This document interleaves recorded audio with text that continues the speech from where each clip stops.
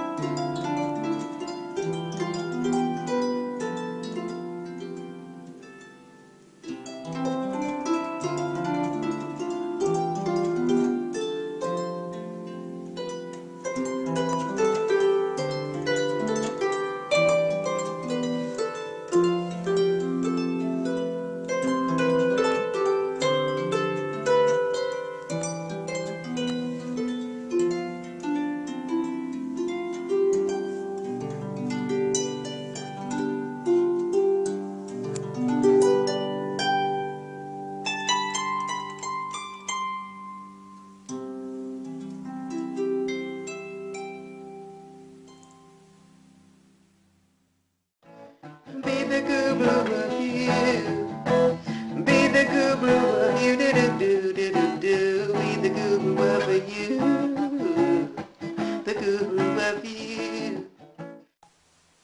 Welcome everybody, this is Q and you're watching the Guru of You TV show, empowering you to become the guru of your own life at theguruofyou.com. And today I am very, very excited to bring you this episode. I have a special guest for us. His name is Peter Sterling, and he's very well known as a musician, right Peter? That's true. He's a harpist and a producer, and he does so many other things, and we're going to get to know him better today. And he just played us a beautiful piece with his harp, and now we're going to interview him. Hello, Peter Sterling. Hello, Mr. Q. Thank you so much for having me in your home. Glad that we could get together today. It's a very beautiful place. Thank you. Can you tell us, please, a little bit about who you are, what you do, what you're all about before we get into... Well, as you could tell, I'm a harpist, as you know, and that's the main expression I have in the world now is through the music of the harp and healing vibrations of sound and harmonics through the sacred instrument of the harp and crystal bowls. And I've been doing that for many years. And your viewers can check out more about me at my website, harpmagic.com. I'm also a stained glass artist. I work with sacred geometries. I'm in the healing arts, Reiki certified, third-degree Reiki, and cranial sacral therapist and sound therapist. And but lately, my passion has been speaking about the great evolution of consciousness that's occurring on the planet through my connection with the angelic hierarchies and the ascended masters and galactic intelligences who have been channeling through me for about almost 30 years now. I have received a lot of information about what's occurring. One possible perspective that a lot of people around the world now are coming into resonance with and starting to see a vision for what's unfolding. So that's my main passion and mission right now, is to share information besides the music, and it comes together. They both work together. So that's what I'm all about right now. Beautiful. Hello, Peter. Hello, Mr. Q. Thanks again for being on. Is it all right if I call you Mr. Q? Yeah, that's fine. I actually have a friend that calls me Mr. Q as well. It's like your undercover secret agent name. So, Peter, how did you get into, and how long have you been into, what do you call it, spirituality? I feel like what you do is way beyond just spirituality. What is it? What do you call it? Well, I mean, certainly spirituality is a aspect of it. Of course, it's all about spirit and light in the end for all of us. So it's kind of, what do I call it in this moment? I'm calling it kind of quantum visioneering. And I'm really have for many years been a receiver and a transducer of information that's come through harmonic codes, through the sound frequencies of the harp. What is that? What is harmonic code? Harmonic codes? Yeah. Harmonic codes are, it's to understand harmonics. For instance, when I pluck a chord on the harp, say middle C, a sympathetic string in the other C notes in the different octaves are going to vibrate. So that sound vibrates out harmonically and progressively through higher and higher levels of frequency. So all the C's in all the other octaves begin to vibrate when I pluck just one C because of sympathetic resonance. So it's kind of like certain sounds affect other sounds on the same vibration? True. Yeah. I mean, it's like we resonate with frequency. It's just like people. So when you meet somebody and you're in the same frequency, you feel a resonance with the person because you're vibrating in a similar simpatico vibrational state or frequency. So, harmonics is the structure of light and sound. There's a relationship between light and sound. One is just a reflection of the other, or another expression of the same energy or frequency. Okay. So that's basically what it is. So I was saying how I've been a receiver and a transducer and a broadcaster of frequency. So it's like I receive through my higher intelligence and my heart and my evolved nervous system, and I can receive harmonic codes. And codes are like geometrical forms that carry information that our higher intelligence and our nervous system and our neocortex and our DNA respond to. So it's... Go ahead. Have you done particular work to evolve your nervous system in a particular direction? So certainly, for many, many years, yes. What do you do, and where did it start? Where has it gone, and what have you done to make it happen? I think the objective is to be able to receive more light in our nervous system and in our neocortex and in our DNA, and to be able to vibrate faster and to hold more energy and to vibrate at higher frequencies of light.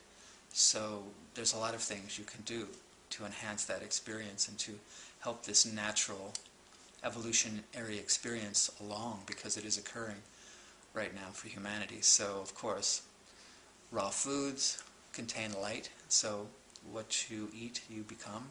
So by eating whole, vibrant foods, that's taking in light to the body, so that you begin to vibrate at higher frequencies by eating more living and live foods. Also, are you on a raw food diet? Not exclusively.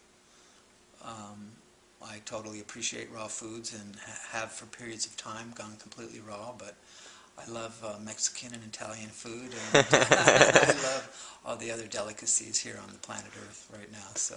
Well, whatever you're doing seems like it's working because you look great. Thank you. And so, of course, yoga practices, pranayama, meditation, and yoga help to strengthen the nervous system and to expand consciousness. So those are all time-tested paths of evolution and spiritual enlightenment and self-realization. So, and I've been a yoga practitioner for almost 30 years now, so that's been a big part of my process. Can you tell us about your beautiful necklace here? My medallion here, yes. This is the star tetrahedron form. This is a sacred geometrical form. And here is another similar resonant geometrical pattern of it here. And also this one here hanging. You can see me here spinning. It almost looks, from this angle, it almost looks like a Star of David. Well, it is related to the Star of David. It's I wish I could get this down for you. This is the star tetrahedron shape. This is what I'm wearing around my neck. This is a very important geometrical form, sacred geometrical form of light. It's a form of crystalline sacred geometrical patterning. And it looks like two triangles, two pyramids put in together, right? That's what it is. It's actually two interlocking tetrahedrons. So a tetrahedron is a three-sided pyramid. Three-sided pyramid. Okay. Uh-huh. Are the pyramids in Egypt three-sided or No, four-sided? they're four-sided. Okay. Yeah. So this is a little different. It's a three-sided pyramid. A tetrahedron is one of the Platonic solids, first discovered by Plato. The Platonic solids are the tetrahedron, the cube, octahedron, dodecahedron, and icosahedron. There's 5 Platonic solids, and these are the most stable forms in the universe, especially the star tetrahedron. And the Platonic solids all fit together into a sphere.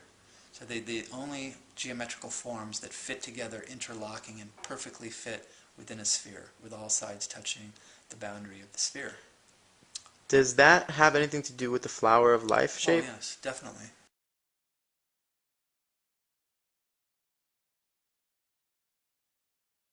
It's totally related to the flower of life. I mean, this is the patterning. These are the codes that we're all receiving right now and learning about the flower of life.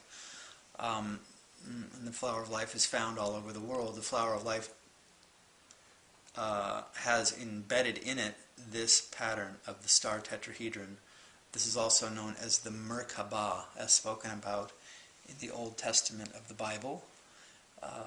And it's the chariot of ascension. It's the light body.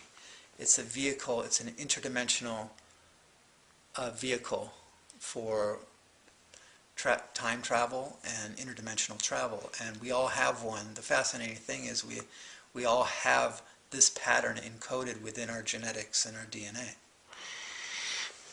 Does the Jewish star come from that? Yes, that Merkabah is a Hebrew word. Comes from the Old Testament, which is the Torah. It means light, spirit, body. And this is reputably the vehicle of ascension used by ascended masters and people like Ezekiel in the Bible to make an ascension into the heavenly worlds, into the higher dimensions of light. Okay, so here's my question. Sure. I've seen these patterns a lot, and I have an awareness that they are very, very important and significant. But Peter, what I'm having trouble doing is connecting the dots, like practically, between these shapes and on a present moment basis, like where they are, what they do, what they really are all about. Well, Does that make sense? Sure, and let me try to connect the dots. Because let me just say a little bit more about that. Because like people see these shapes, and it's kind of just like, for a lot of people, including myself, because we're just unaware of what it actually is, it's kind of just like a spiritual innuendo, kind of hippie, hippy-dippy kind of thing. Right, well, we're trying to get clear on what this means, because it's very important. And let me show you two other images here. These are light patterns. They're sacred geometrical light patterns. Now, here's an image of the Merkabah, the light body, with an individual inside of it. This is what it looks like when you get in the Merkabah field. So you guys probably can't see it on camera, but this thing is actually 3D. The camera just doesn't pick it up. There you go. And I'll move it here. Oh, there you go. Yeah, you guys see that? Isn't that beautiful? That's amazing. Yeah, so this is what we're trying to achieve. This pattern is in everybody's energy field. It's encoded in your DNA. Is that like our aura looks like that? Well, it's connected to the aura. It's in your etheric body, and it's a fifth-dimensional light body. It's actually it's a higher frequency of light that's like in the ultraviolet spectrum, and so it's a pre-encoded patterning that is in our genetics actually.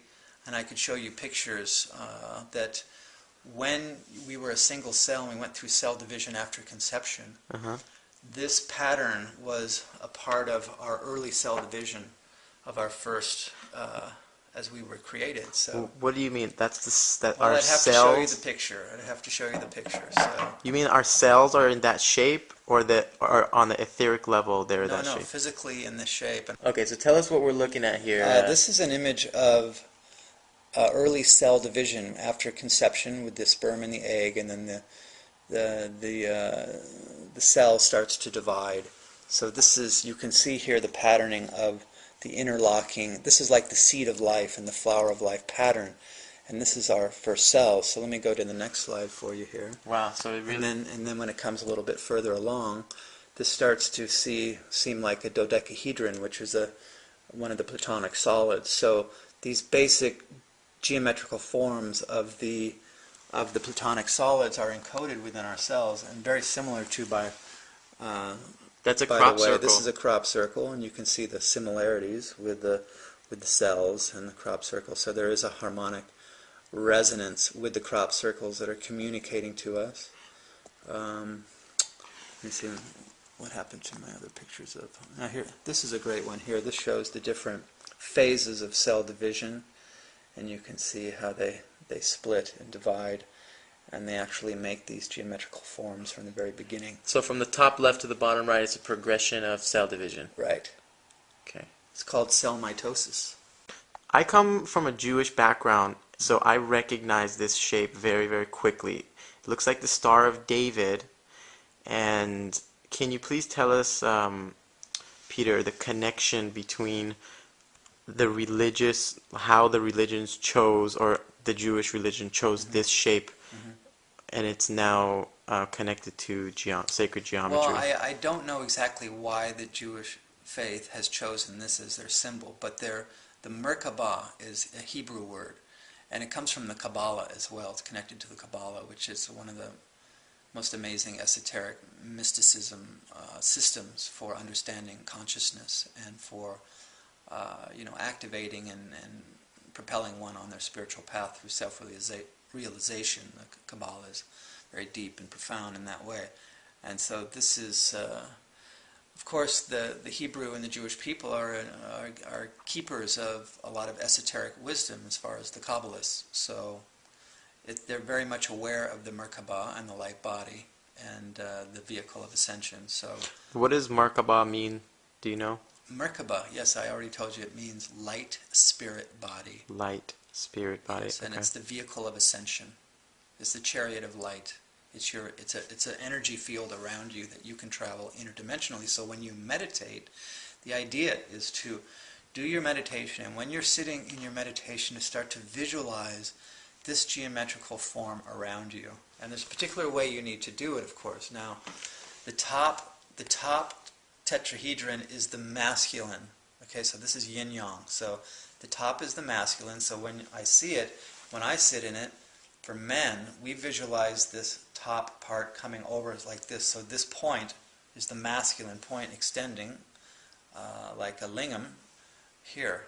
And so you visualize, as a man, you visualize this over you, and then this represents this coming from the bottom is the feminine, or the grounded aspect of the star tetrahedron. So there's a particular way that ultimately you visualize yourself in the form. And the more that you start to visualize it, the more it becomes activated. And then when you get your Merkabah activated, then in your meditation you can like astral project, you can time travel, you can spin your field. Once you get into this, then these actually spin and rotate, and you learn how to spin the field, and eventually it spins to light speed, and then it flattens out like into a disc that's about 50 feet around your body. And it's an energy field. It's an etheric energy field of light. And it looks very much like a galaxy or a spaceship.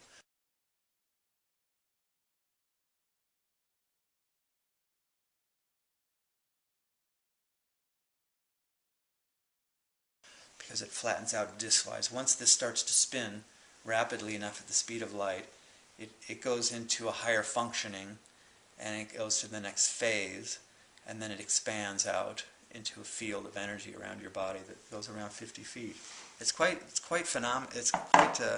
an amazing phenomena of the light body, and this is something that's very important because the frequencies of Earth are changing right now. Earth is moving into a whole new dimension of space-time. So for those of us who want to evolve and go to the next level of consciousness, this is one way to do it, because there's a lot of talk about the fifth dimension and going into a new dimension of awareness and consciousness and a whole new frequency.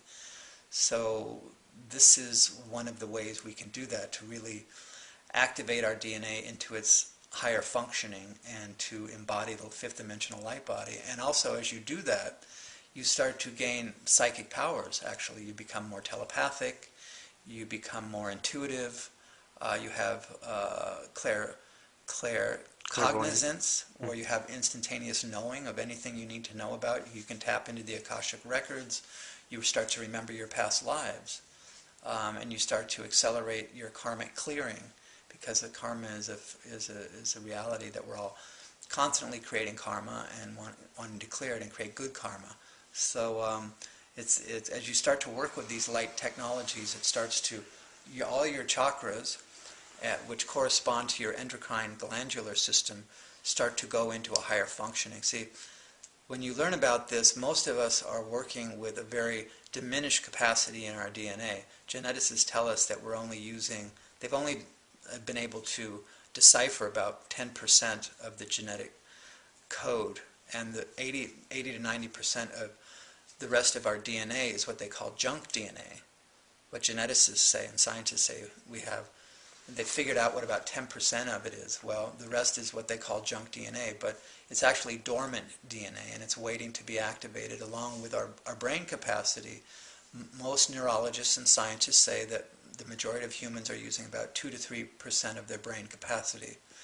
And geniuses are actually only using 10%. So even somebody that we can consider a genius, like some of these quantum physicists, are only using 10%. And so there's a direct correlation between the dormant parts of our brain and the dormant DNA. So they're waiting to be activated in this evolutionary experience that humanity, it's the quantum leap. The next step is to activate the DNA and to reconnect circuitry in our nervous system and in our endocrine glandular system. The glands create hormones and chemicals that vibrate and create feelings. So like when you're feeling compassion and love, that's a chemical response in the body. But there's different higher octaves of love and compassion that you can go deeper and deeper into it.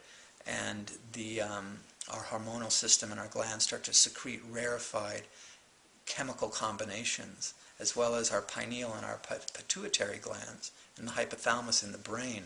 There's a higher functioning. Most of us, our pineal gland, which is the third eye, is atrophied and very small, where it should be probably the size of a grape and more fluid and flexible, but because of different calcification of the pineal gland, that's why we don't see. That's why most of us are stuck in duality. We're in a third dimensional reality that's characterized by dualistic thinking. Right, wrong, hot, cold, Republican, Democrat, PC or Mac, Capulet, Montague. Yeah. So it's all dualistic thinking and polarized, and the mind is always constantly judging like that. But we're trying to get into the unified field of oneness and unity and to transcend duality. This isn't some airy-fairy concept. This is something that mystics and seers and saints have spoken about since the beginning of time, and that the esoteric traditions and mystical traditions have directly addressed. And the yogic tradition for self-realization is to transcend duality and move into a unified state of consciousness and the unified field. But in order to do that, you have to evolve your DNA and your neurocircuitry and get more connections in your circuitry and your DNA in order to sustain yourself into these higher levels of consciousness. So I've heard that before, that we only use 7, 3, 10% of our brain. Why do you think that the other percentage is there? Was there a time that we used to use it and now we don't use it anymore? Or why is all of this there if we don't use it? Well, there's a lot of theories about that, and one way to look at it is that we go through ages, like in the Hindu tradition.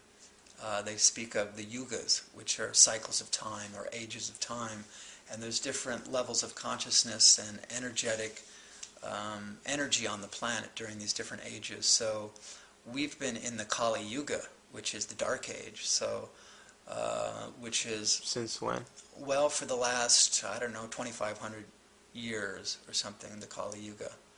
Um, uh, so, but we're moving out of that now. But the Kali Yuga is really an age of darkness, kind of, and then we can see that on the planet with all the wars and corruption and greed and all the negativity we see in the planet. Now, a lot of us, we see all the beauty of the planet, sure. I mean, there's beautiful nature and beautiful art, but the majority of the mass of humanity is really stuck in a very low level of consciousness, not a very evolved society. I mean, we're constantly, unfortunately, doing inhumane things to each other all around the world constantly.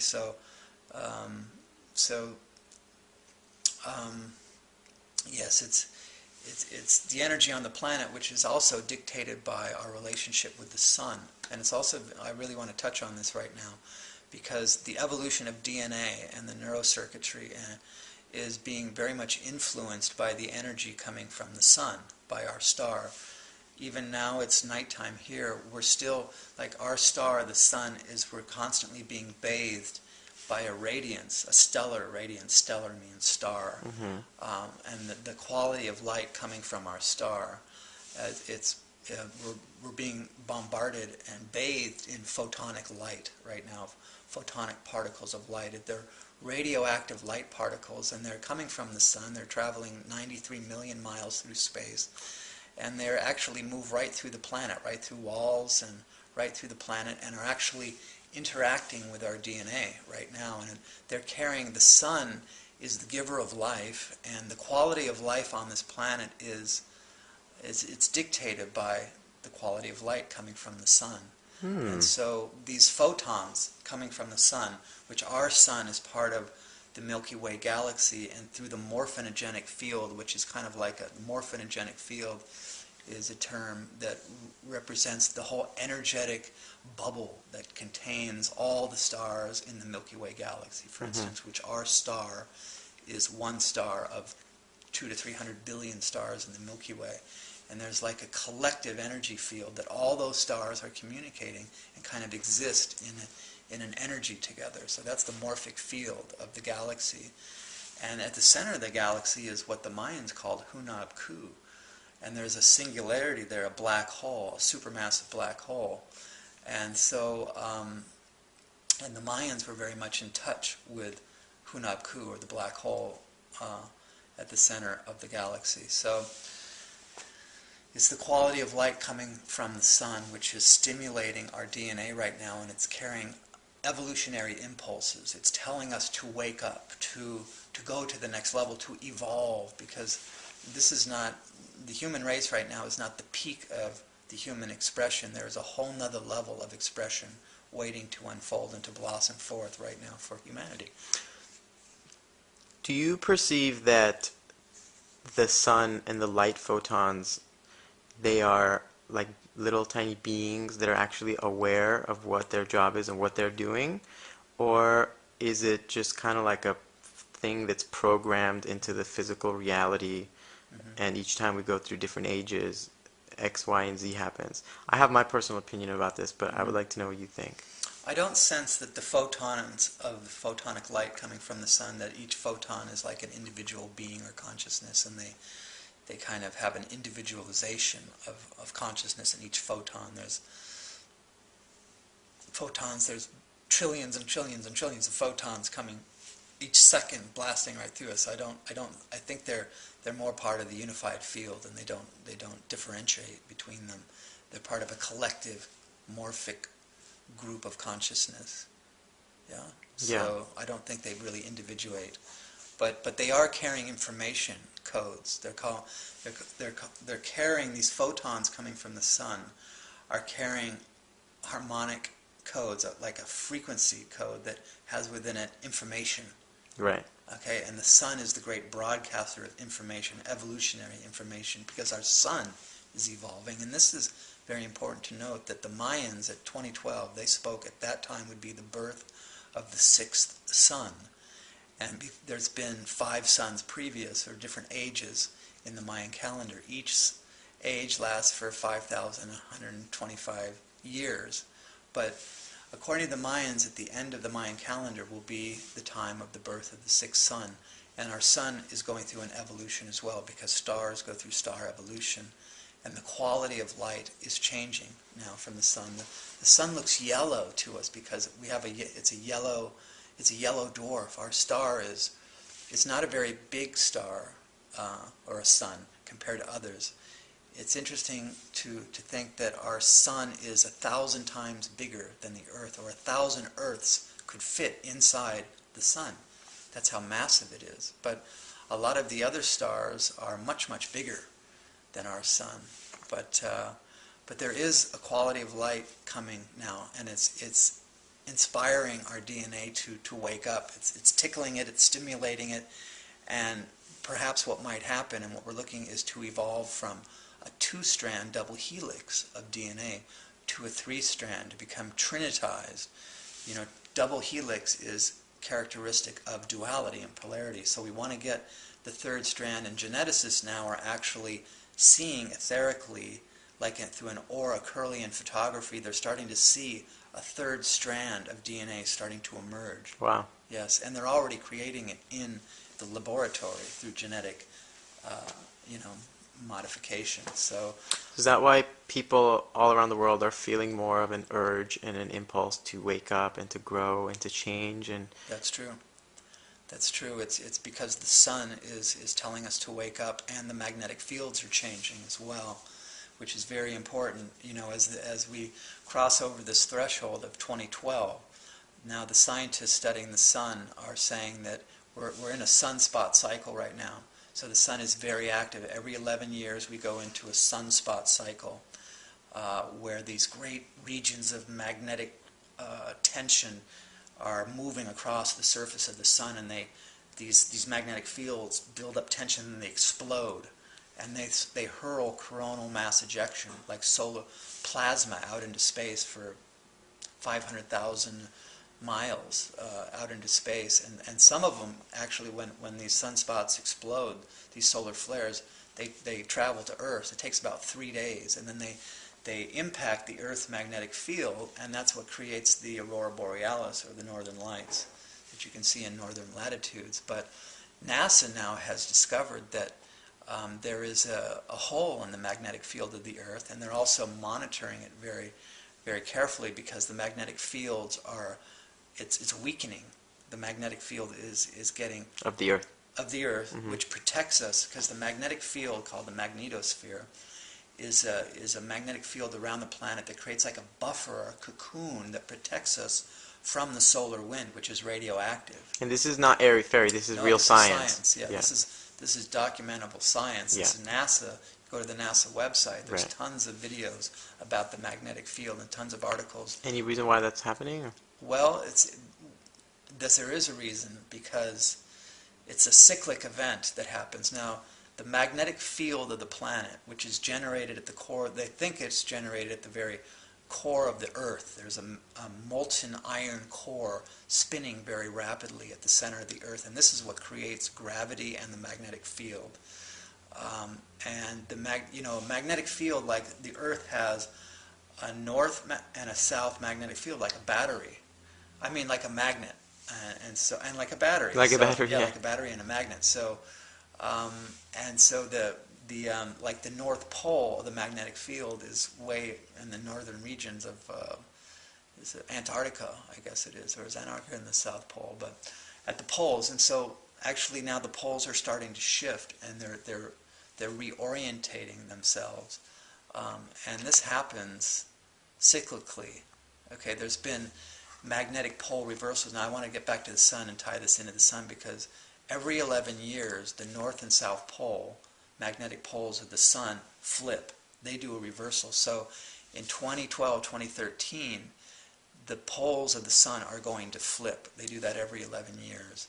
Now our planet's poles flip, and we can see in the geological records that our planet has flipped north and south pole, or reorientated the poles at least 300 times. The geologists studied the ancient lava flows off of Hawaii, and the lava, molten lava, has within it magnetite, which is an element that when molten lava solidifies, the magnetite particles orientate to magnetic north.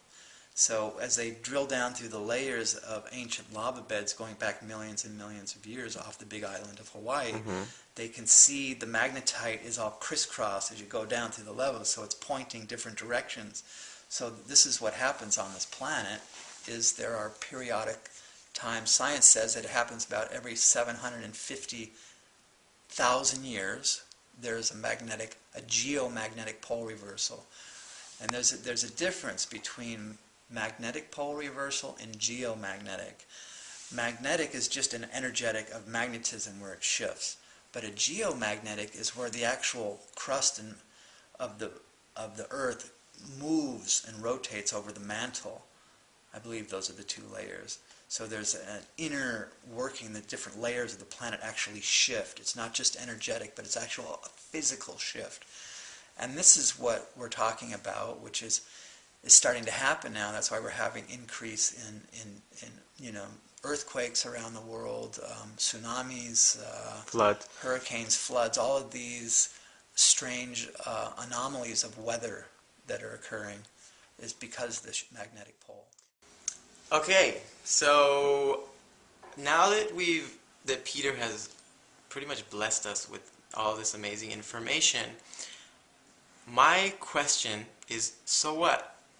Whenever I watch YouTube videos about this kind of stuff, my question always at the end is, so what? What does it have to do with me and you and life? What are we supposed to do? How does it affect us? Like, okay, it's great. This is, where I'm going. I'm trying to put my body into this and become this. But like, okay, what do I do now?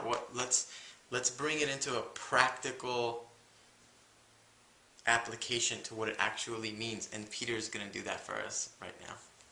So Peter, thank you so much for blessing us with this information and sharing your awareness with us in regards to the things that we've been talking about. And this show is called The Guru of You, and it's all about becoming empowered to become the gurus of our own lives. So if you can please explain to us why this information is important, how it applies to all of us, and what we can do on a daily basis to incorporate some of these things into our lives. Well, I think all of us would be in agreement that the human race is approaching some sort of climax of events are occurring, economically, environmentally, politically, spiritually, religiously. Everything is kind of reaching some sort of climactic point of transformation and change. So taking into consideration some of the cosmic energies we've been speaking with and the evolution of the DNA and activating the light body, and that I think the most important thing really is to just keep love in your heart during all of these uncertain times and this rapid change that we're all experiencing, and this evolutionary change, is to keep the love of the divine in your heart and connect with your higher self, and also to start to access yourself in the quantum field, to see yourself as energy.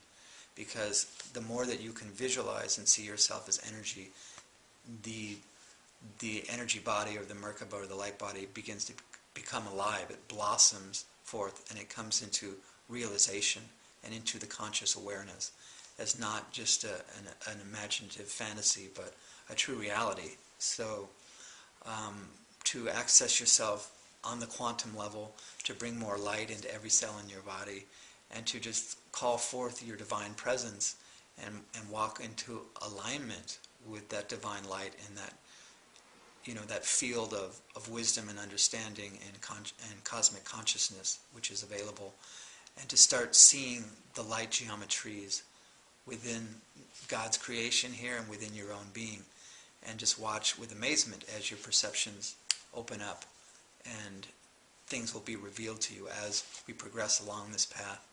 Everything will be revealed. And so keep it simple and just walk in the truth of who you are. Beautiful. Thank you so much. So one of the beautiful things about being here on this planet is that we don't need to know how the sun shines or why the trees grow. That's not our job. Our job is to just be and to experience these things. This will happen regardless of whether we are aware of it or not. So there's really nothing that you need to go and work so hard on or anything. It's just a natural unfolding. That's one of the things for me when I would watch these videos about this stuff. I would always get nervous, like, am I doing it? Am I doing this right? But there's none of that's real. Just be you and be love, and everything will happen on its own. Peter, I've done a lot of interviews, and this has been absolutely amazing. Thank you for the information that you shared. I know that you have a lot of work out there in the world, and if people want to learn more about you and get some of your work, where can they do that? What's your latest project that you're working on? Well, they can go to my website at harpmagic.com, and right now I'm Harp, H-A-R-P.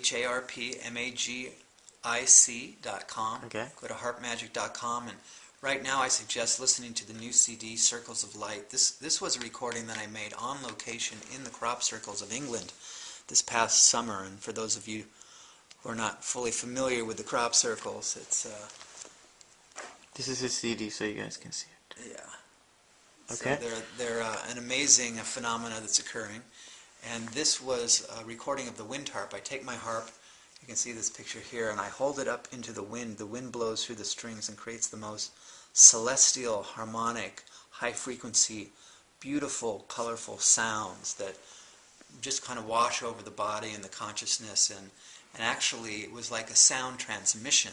So this one is very cosmic, and it's I'm selling it for $12, including postage, just to get it out there. I've been very much guided. $12 includes shipping too? Includes shipping, yeah. So Where do people buy it? at harpmagic.com, Yes. on the website. It's the only place you can get it right now.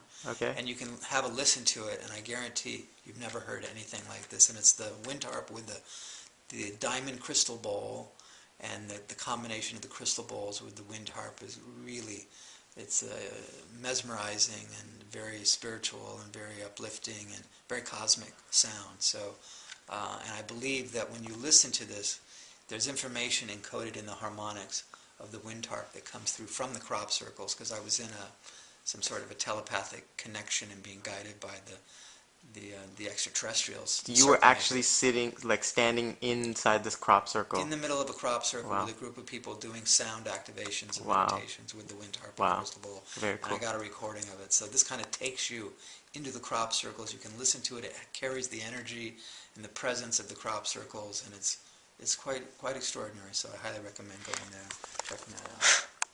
I highly recommend checking out his work as well. The way I choose the people that I interview, I don't just interview anybody who comes along. I watch a lot of videos and read a lot of stuff, and when I find someone that I can perceive is in tune, no matter how famous or not famous they are, I seek to do interviews with them. And I watched a interview that Peter did on what channel? The really famous Project Camelot. Project Camelot. And they were on the beach, and he was actually holding the wind harp in the air, and that's the interview that convinced me that I needed to connect with him, and lo and behold, I saw him like a couple of days later. So here we are. So I hope you guys enjoyed that, and please do check out his website. It is harpmagic.com, and I'm gonna get one of these two, take it home with me. Oh, that one's for you as a gift. Oh, it is? Yeah. Nice. Yeah. Awesome. Thank you. All right. So, hope you guys enjoyed that. Once again, my name is Q, and you're watching the Guru of You TV show, empowering you to become the guru of your own life at theguruofyou.com.